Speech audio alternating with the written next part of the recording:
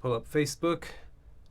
Hi to you guys on Facebook and on YouTube. I'll be watching the Facebook comments during this tour stop.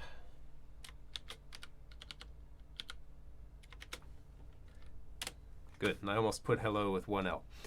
Find ourselves in the Philippines today, and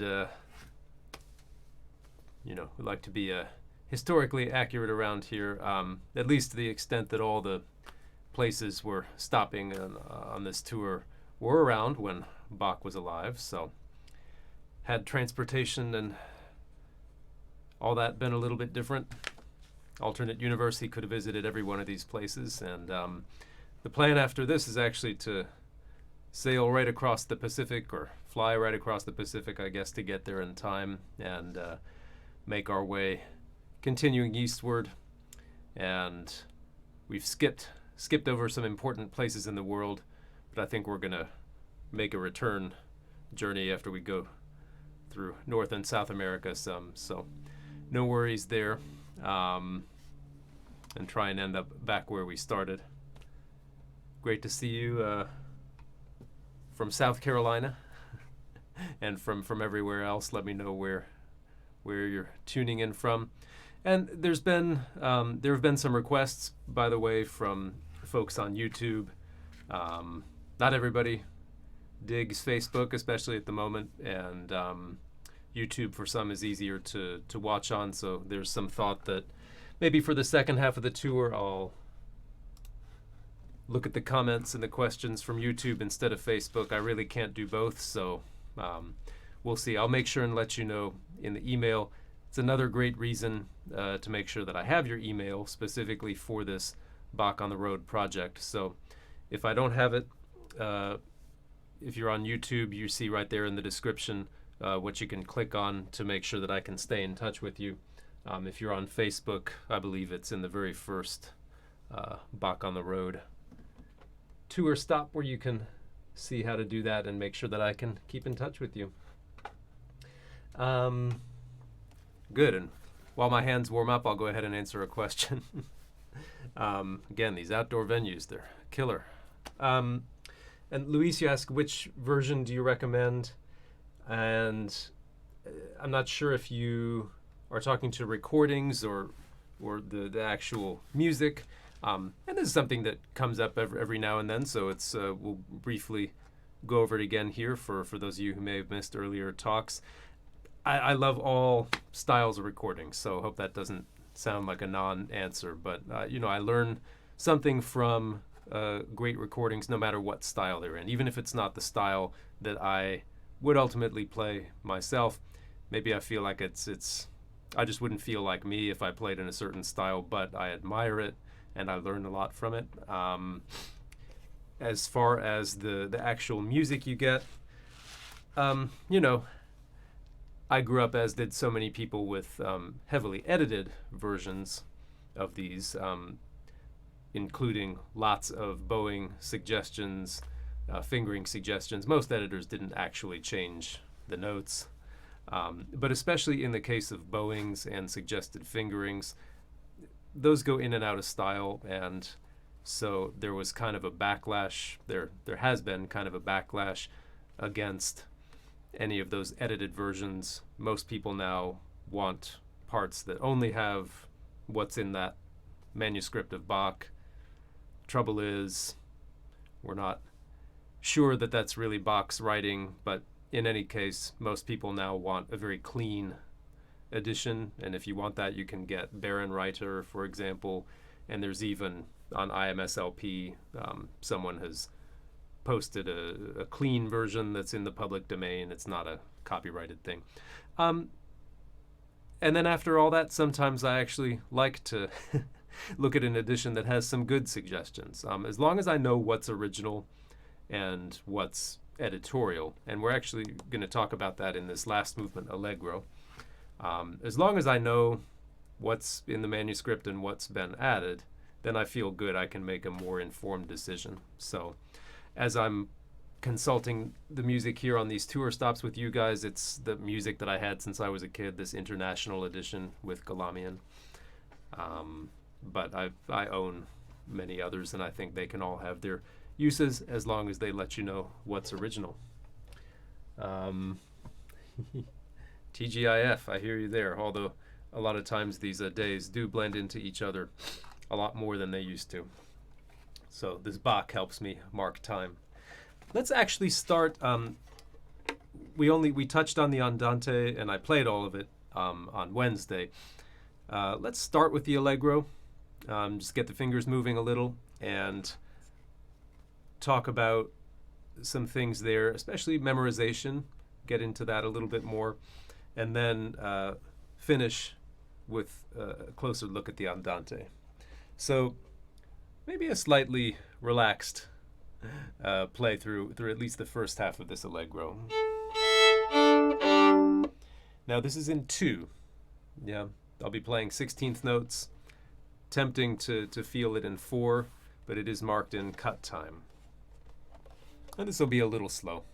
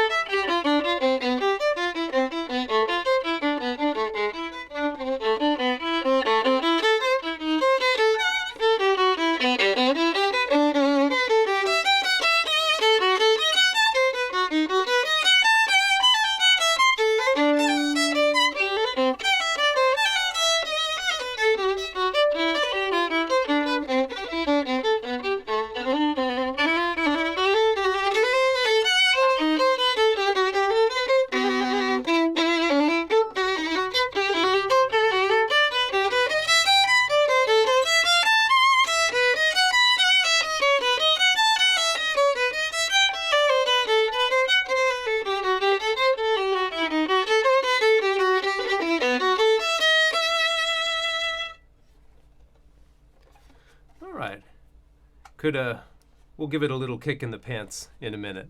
But there's the first half. And why is it in cut time? And for that matter, some of these slow movements, why are they written with 16th notes and 30 seconds and 64ths when maybe they could have been note values that were a little easier to read? It's always worth putting a little thought into that, as long as it is going to affect how you might play it. I think here it's a clue that this in the end is going to be a fast movement.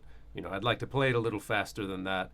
The tempo that I just ran through is going to be a little hard for me to feel that in 2. And I think part of the reason it's written in 2 is that so many of the chord changes happen, not each quarter note, but each half bar, or sometimes every bar. So the slower you play it, as with most of these movements, the more difficult it may be to take your listeners on that harmonic journey, but the more time you have to navigate some of these very quick notes. Speaking of those quick notes, here's one movement where I feel like the the Galamian edition, falls down on the job a little. Many of the bowing suggestions in this book are either with dotted lines or they're in parentheses to show that they're the editorial suggestions. But in this movement, I just went ahead and added a bunch of slurs. And if you flip back to the manuscript portion of this book, always very useful. There's the Andante, here's the Allegro. If you flip back there, you'll see just how many are added, and it's particularly those little 2 30-second note to a 16th note slur. And I'm looking for one specific one. Well, I'm not going to find it, it appears. But Oh yeah, there it is. And now I've got to find it back in the other music. It's these.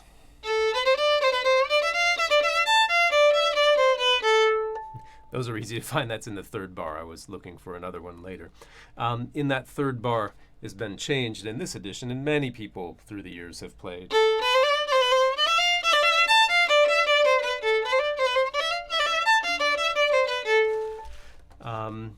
Why?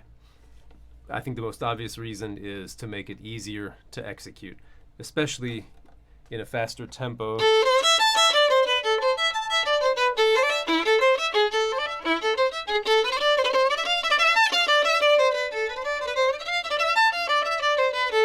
Those are simply very quick bows, but as you see, they're entirely possible. However, it may be easier. Fingers can move very fast. So that's one reason. Also, it does have a certain energy. It's a little bit easier to show direction on the three notes, I believe, when you've got just that kind of thing. Easy to make a crescendo on that bow. Easier to do that than to do it over three bows. When I first started doing the separate bows as it is in the manuscript, I wasn't happy with it, but it really didn't take long. The key actually was interesting. I picked it up from Mark O'Connor, who you may have seen. He's actually played a lot of solo Bach in his day, but it wasn't solo Bach that I saw him play that helped me understand how to do those very quick strokes. We were premiering a piece of his called American Seasons, and it had this exact same kind of pattern to it. And at first, all of us in the orchestra were struggling a little bit with it. And our mistake was basically moving the whole arm. And the whole arm is just not built to do that so fast. So the arm needs to move as it would.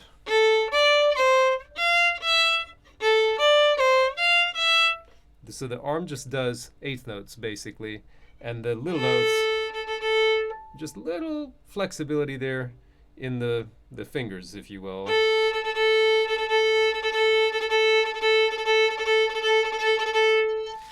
So then the biggest challenge is simply coordinating that with the fingers. So what I might suggest is going ahead and playing longer notes.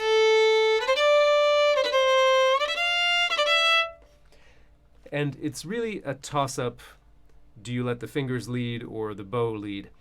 For most people, I find that it's more accurate, more successful to think of the fingers leading that and to let the arm follow a little bit. You'll have to experiment to see what works best for you if indeed you want to play that bowing. I like that because there are a lot of slurs written in this music, in the manuscript. So the very second bar, we start out here. So it's nice now to have the contrast. Those were half bar patterns. Whole bar patterns.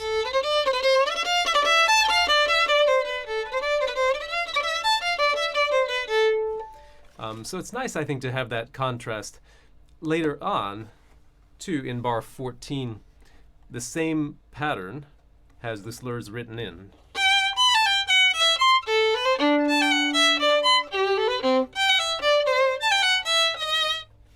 So, it could be dangerous to talk about what Bach wanted, but presumably, if he went to the trouble of writing those other slurs in, he might have written those earlier ones in bar 3 if he really wanted them. So let me see if you have thoughts on that. And oh wow, just a lot of hellos from all over the world, which I love to see. Not only various places in California, but Brazil. Always see a lot of folks from Brazil, which I love. Ontario, the UK. Thanks so much for being here. Um, so I promised we'd talk about memorization, and the movements that most people are the most interested in memorization help with are the fugues. Of course, they're long, they're dense. Um, between the double and triple and quadruple stops and the single notes, you simply have a lot of notes to take care of. And these fast movements, whether it be the first movement of the E major partita, the famous preludio, or movements like this. And I believe that's because they start and they don't stop. And so, unlike a slow movement, you don't really have time to think and process what that next chord, what that next note is going to be. So let me take you, well, you're in my studio. Let me keep you here in my studio to show you how I might go about it. And for me, the memorization process really starts in the very beginning. It's not as though I'm testing my memory right from the first day that I practice a new piece, but I do mix looking at the music with looking away. The key is to break things up into chunks that you can play without the music, but that challenge you enough to keep your attention. I've spoken before about how for a lot of these movements I could switch on the television if I wanted to and watch the TV and play through some of these movements memorized. But if you asked me to switch it off and perform that same movement memorized for someone, that would actually be more difficult. My brain would be engaged, and interesting things can happen if you haven't practiced in that way. So I want my brain to be engaged, and I want chunks that I can play without the music. And I find that it's usually the beginnings of movements are pretty strong anyway, so I like to skip ahead a little. Let's say bar 7. Bar 7 is the start of a series.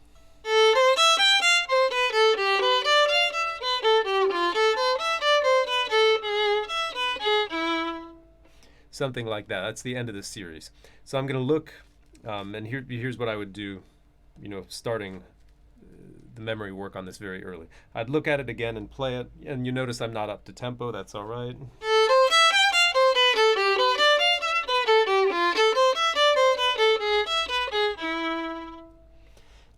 If I'm feeling pretty confident, that's when I'd look away. Now, when I do that, I imagine that I'm playing for someone.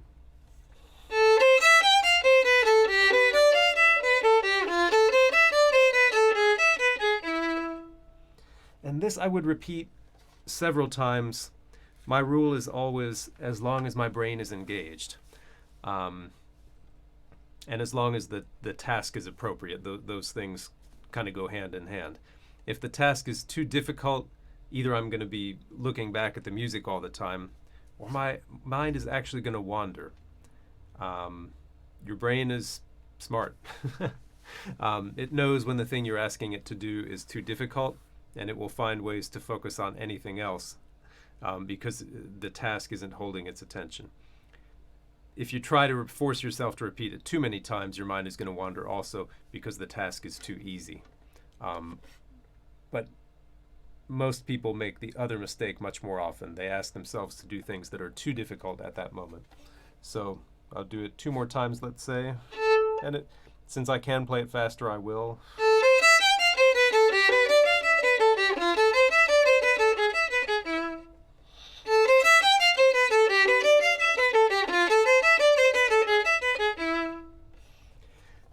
Maybe I'd do that a few more times were I by myself. I won't bore you with all of it now.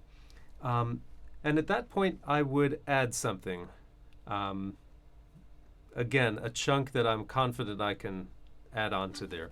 I stopped at the last beat of bar 8, so I'll play the last beat that I did play, the 3rd beat.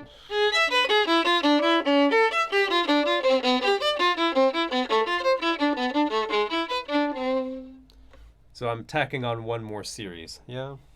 Again with the music.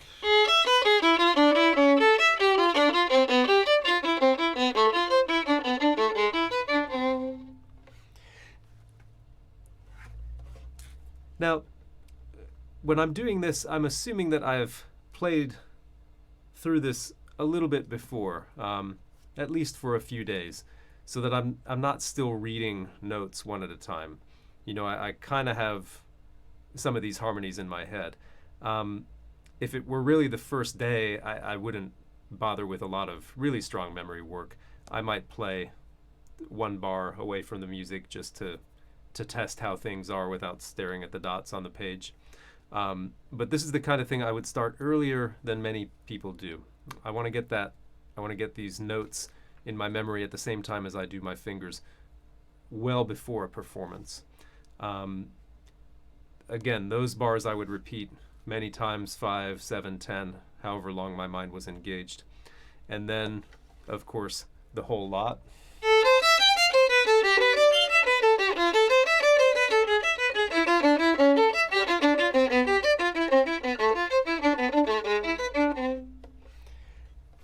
Next, of course, I'd add something before the original chunk. I won't do that for you now, but it's little chunk by little chunk, adding on first to the far end and then the beginning to make that bigger. And, I don't continue that forever. I want to end each session with something that I can comfortably play away from the music. Now, before I get to your questions on that or on this movement in general, there's one important thing to remember about that process. I say that I want it to be manageable. I say that I want it to be something I can play without the music. However, I don't want to come back to that too many times in a day. The reason is this. In order to remember something long term, you need to have it recede a little bit from your memory. You need to practice pulling it back from the brink, so to speak. Or at least it can't be in the front of your mind. It needs to be somewhere where you have to retrieve it, because it's that practice that sticks it in there long term. This, as we've talked about before, this is why cramming for a test will help you do well on that test. It will not help you keep that knowledge for the long run. Without enough time to let the information recede a little bit and pull it back, you simply won't be able to keep it in long-term memory. And we learn more and more year by year about the differences in the different parts of the brain, information storage and retrieval, almost as though we were computers. So it's to your advantage to at least, without making a giant study of it, just trust me on this point, that you need it to go away a little bit and then bring it back. So it could be that if I'm doing that before lunch, then sometime after lunch, I might, without the music, try to play that same chunk. And if I make a mistake, I'm not going to immediately look at the music. I'm going to see if I can work my way out of it. Only if I really fail at that and simply can't get out would I look at the music and play it again. Go over it a couple times and then again leave it for the next day perhaps to try to pull it out of memory. As you can tell, this takes some organization because you have to mark what you have committed to memory, what you've successfully pulled out of memory. So feel free to make a clean copy that you can mark up just with the memory stuff without all the expressive and dynamic markings and all of that. So that's part of my process on that. I'm curious to see what you think about that. And Lisa says, the opposite problem because of dyslexia, a hard time sight reading, but easier to memorize. And that may be one of those things, right, where weakness in one area corresponds to a strength in another area, right? If you always have had trouble reading, perhaps you developed very sophisticated ways of doing just what we're talking about from an early age, because you knew you didn't want to be in the position of reading. So that's very interesting to hear. And Charlotte, you ask about the different about the different senses, basically. How much memorization is to do with the physical feeling, how much is the sound of the music, and even visual, how it looks on the page. And that's changed for me over the years. I didn't learn to read music, and I think my least one of my parents might be watching this. My parents, flutists, waited, as per the instructions of the Suzuki method at that time, waited to have me read music until I'd been playing. I think it was about 4 years. And at that point, whether Suzuki wanted me to start reading or not, they were going to have me start reading.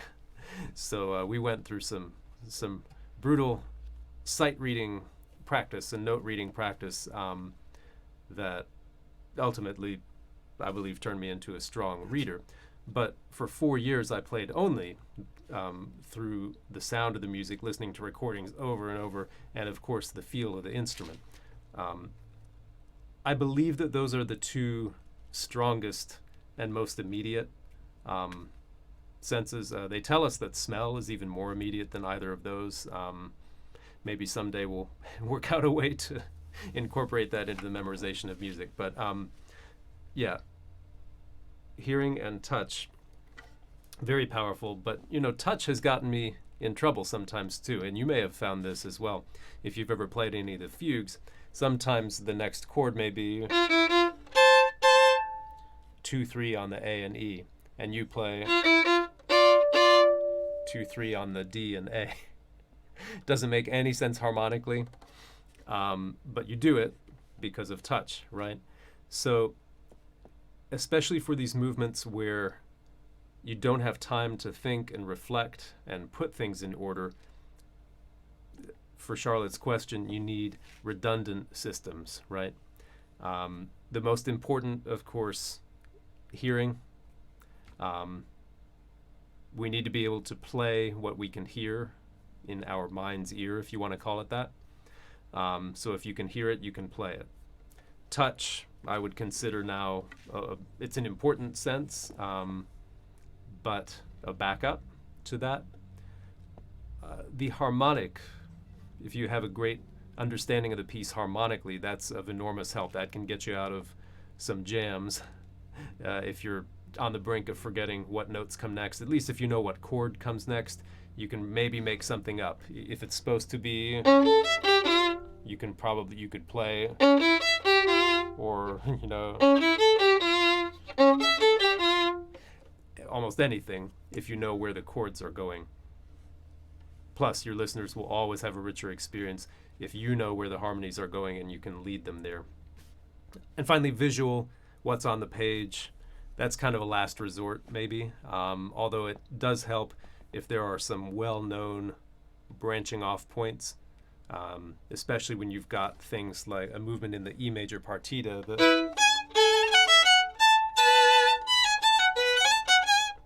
So it's a rondo form where you've got the same thing that keeps coming back, and in between are these different variation sections.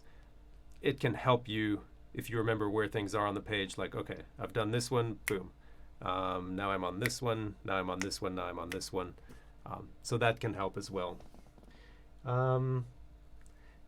As far as preparing my memory or my mind before I memorize, for me, nothing special. People who make a living depending on keeping a ton of things in memory. I mean, I suppose we do music, but I'm talking about the people that have to count cards in a casino or something, or memorize, I don't know, memorizing the 20,000 places of pi or something. I know they have even much more sophisticated systems than this.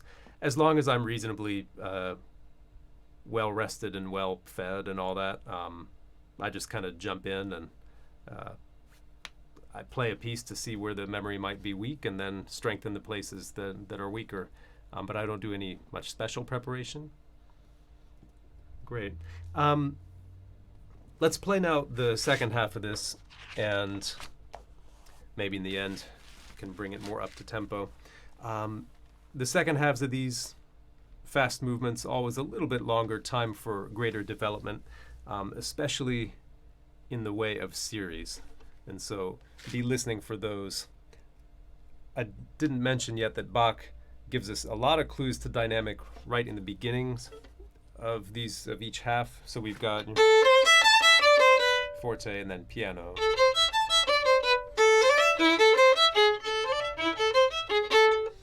etc. It's up to you how much you want to contrast that, but that's in the manuscript, so we do that. After that, he leaves us alone dynamically from last thing we get is 6 bars into the half, bar 31, and from there to the end at bar 58, we're on our own. So I'll be doing the standard thing, series go down, usually I'm going to dim, series go up, scalar things go up, usually I'm going to crescendo, and see how far that'll take us.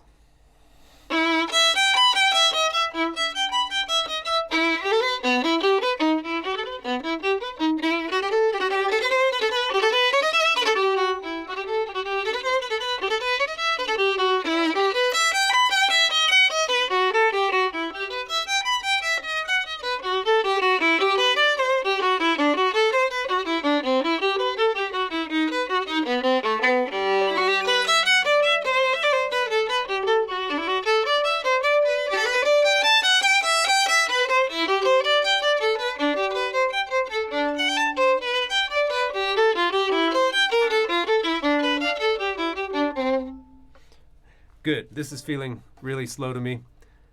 Let's just play the whole movement in tempo. Yeah.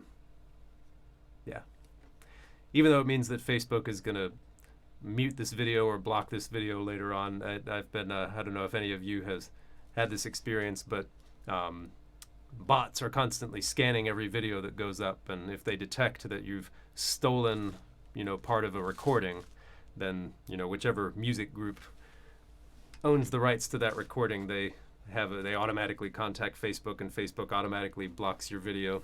So every time I perform any of this Bach, I get blocked by whoever owns whatever Bach recording they think I'm stealing. So I'm always terrified it's going to be some bad recording. Like if I find out, oh, you thought I stole that recording? Like, if they say, oh, you've stolen the Milstein Bach, then okay, you go ahead and block the video. My life's work is done.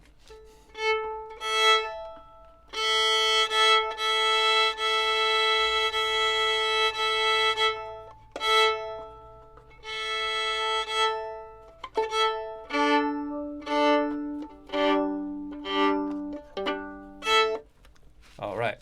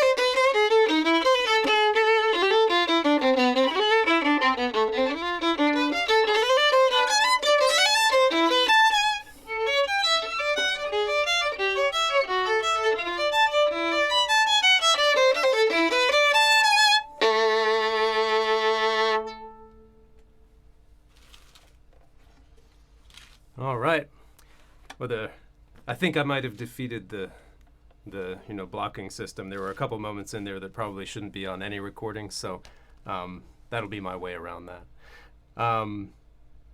Interesting too.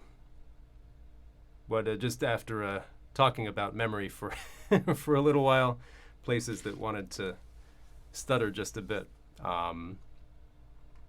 and that's part of that testing process that you have to go through before you present things to the public. Now you're the public, but you're also friends, and playing live on the internet might not be your cup of tea for testing memory, but let me tell you, it works. Good. Couple thoughts I have before I look again at your questions and we get back to the Andante.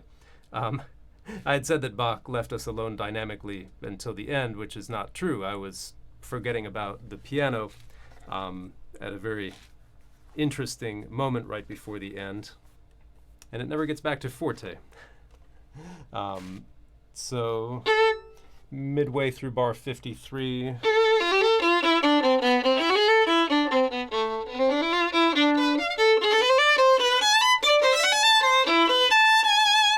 instead of or instead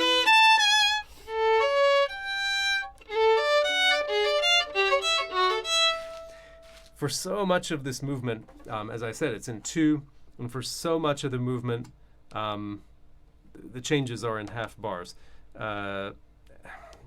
Look anywhere for an example, like bar 31.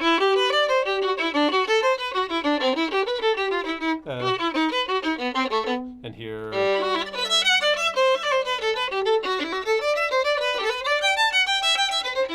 It's always half bar, half bar, half bar. Finally, here at this moment, 56.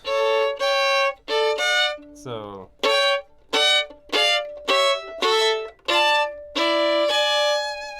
And then finally. So we get the piano dynamic right where the chords take their very quick and surprising turn, and then it never comes back to forte. If I'm taking the repeat in this movement, which is quite taxing for the hands, probably I would simply end the first half piano the first time. But to end the whole piece piano, I can't see it. So.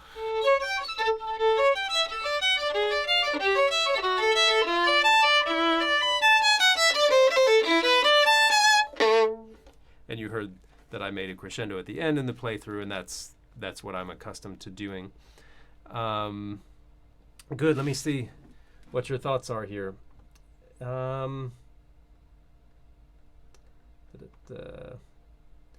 Joanna, you ask in bar 48, in the Flesh edition, having dots above the 3/16. So. I see.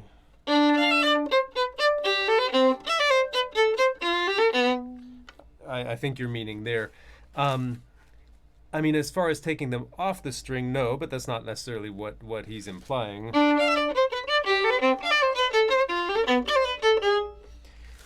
I mean, I think it's nice to have them light. I think it's nice to take opportunities for lightness in this move. I almost said movement when you can.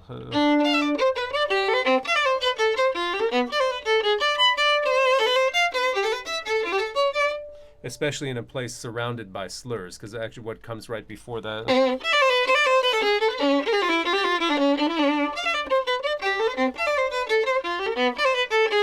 And after.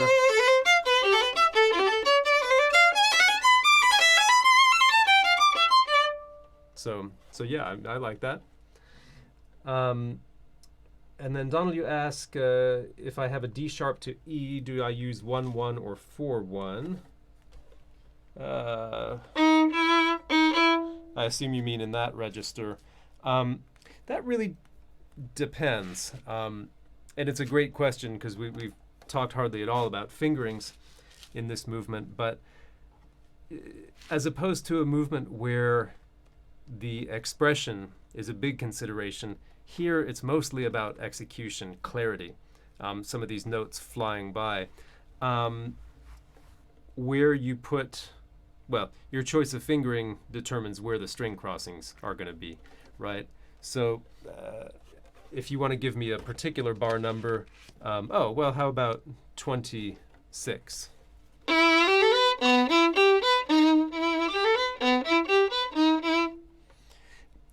For example, if I wanted to play that in first position,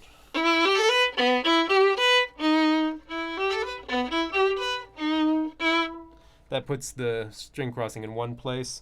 If I use 1-1 or,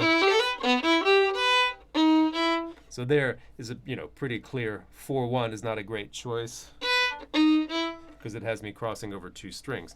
I'm sure there are other places where it would be more of a toss-up.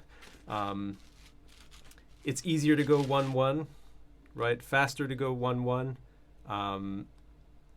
unless you're talking about a big slur, in which case it's a natural part of the string change. And yeah, I can't do that nearly that fast. So it really depends on the context and even on your own hand. Some people just have their preferences. For the most part, I like crossing strings. I find that easier and more clear than doing much shifting or crawling. Great. And I'll still look if other things come to you about this movement that you want to discuss. I'll keep an eye on it. Let's go back to the Andante, which I played all of last time except for the first endings. Talked about the pulse in this and how in that lower voice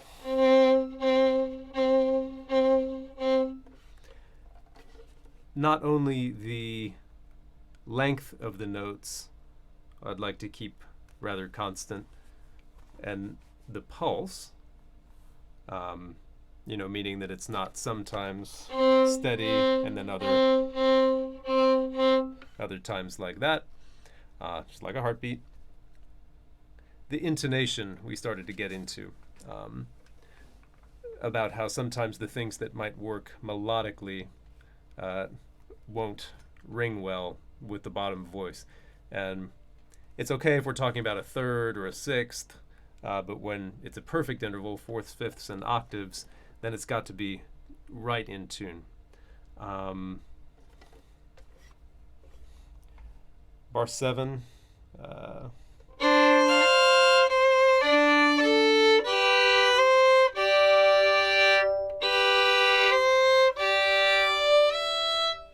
Sometimes you can give yourself a break by not holding on to the bottom voice for every note. So you'll see that I often take away the bottom voice for a 16th. So in the beginning, for example, it sounds. And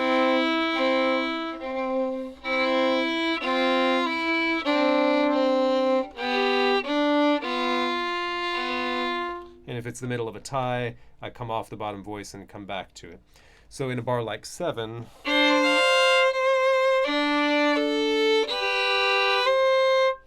so that C, for example, I don't have to play along with the.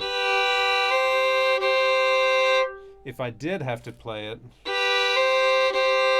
we'd have that classic dilemma where the B I like, the B that rings with the G, is on the lower side. And then the C that would be right next to it would sound horrible with the G. I'd be forced to play.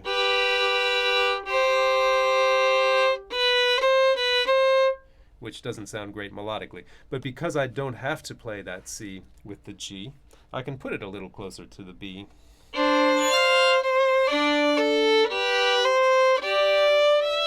And nobody's the wiser.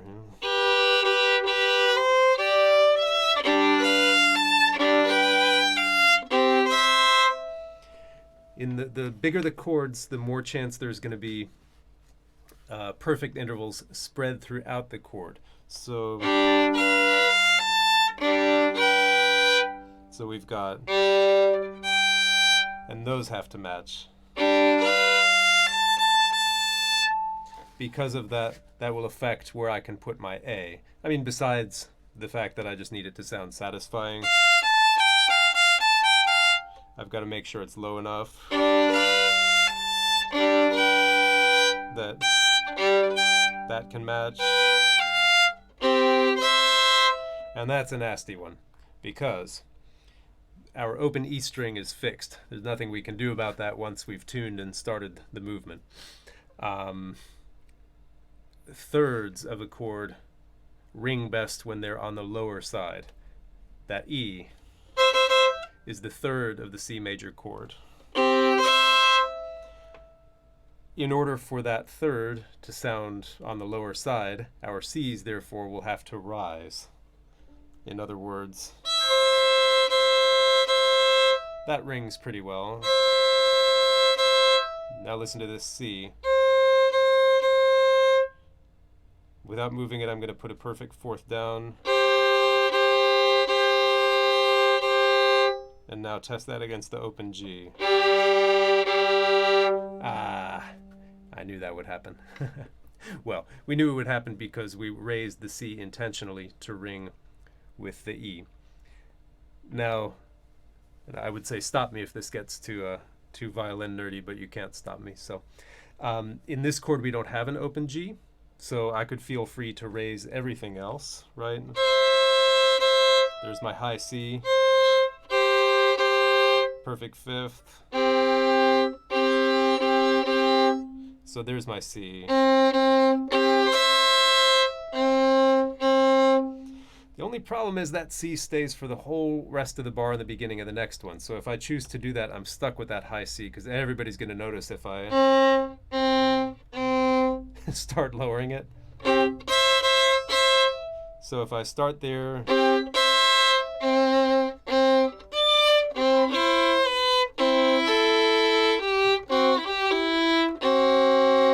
I'm locked into something a little higher, and then that open D is going to stick out. So in situations like that, I've got that annoying open E. I'm probably just going to compromise, keep the C's on the lower side. The E may ring a little bit, but it only lasts a second. Keep the C nice and low. It doesn't sound great when I hold it, but it just lasts a moment. And then the rest is more satisfying.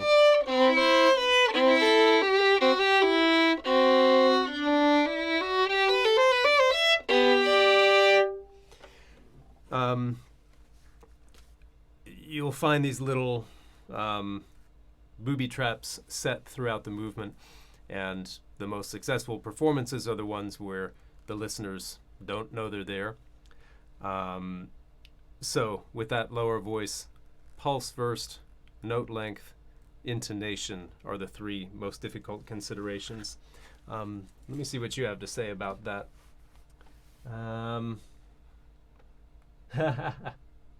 And I may go ahead and give one more run to the Andante since we're here. One further difficulty that we didn't talk much about last time is the dynamic pacing. Anytime you have a piece that lasts more than one phrase, not only do you have to shape within a phrase, right, but each phrase will have relative importance to the others.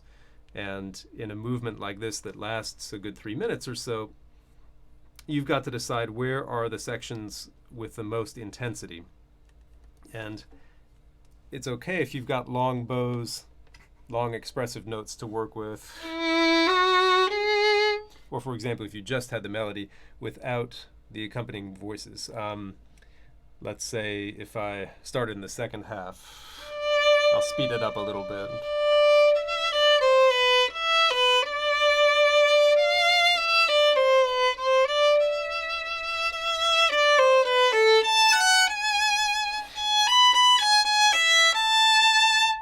Here we're relatively hotter than we were when we started.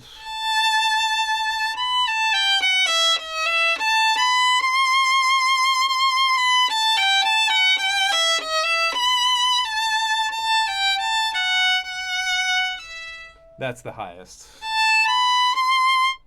And I don't know that only from the register, which is the highest we've had yet, and the highest it'll be in the movement, but from the chords too. These diminished chords, and the fact that they're 3-note chords. So what do I have to do to make that stand out? I need to keep the voices in balance while playing the melody, the hottest, the most intense that it's been. So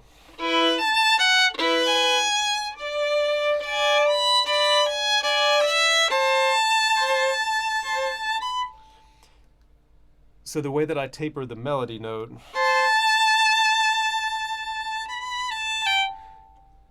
I can reflect that exactly in the accompaniment voices, have them both weaken the same amount. Or I can have the accompaniment seem to stay steady or grow.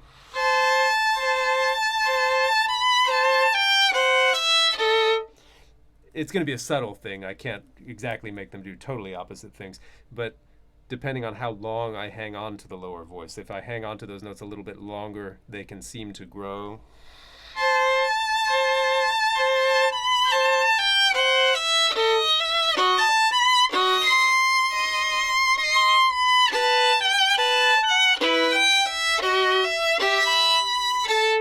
And since I use vibrato in this music, there would be the place for the most vibrato, however I'm going to scale it. That would be the place for the most. And right after that, a place of relaxation. So let's give this one more play. I know that's out of order. We played the fourth movement before the third, but nothing wrong with ending with this movement. It's so amazing. I should say, sorry, I can't resist talking. Yeah, I played it on the quicker side last time. Let me try it a little slower this time, see if I can still preserve the quarter note feeling, but take a little bit more time for a different feel.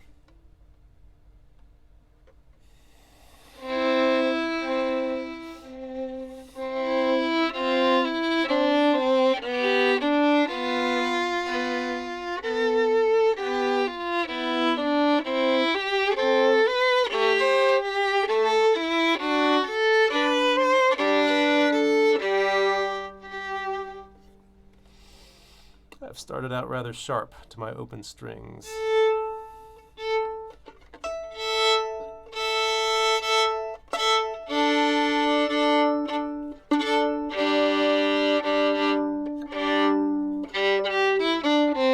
After all that talk about it, at least like the beginning to conform.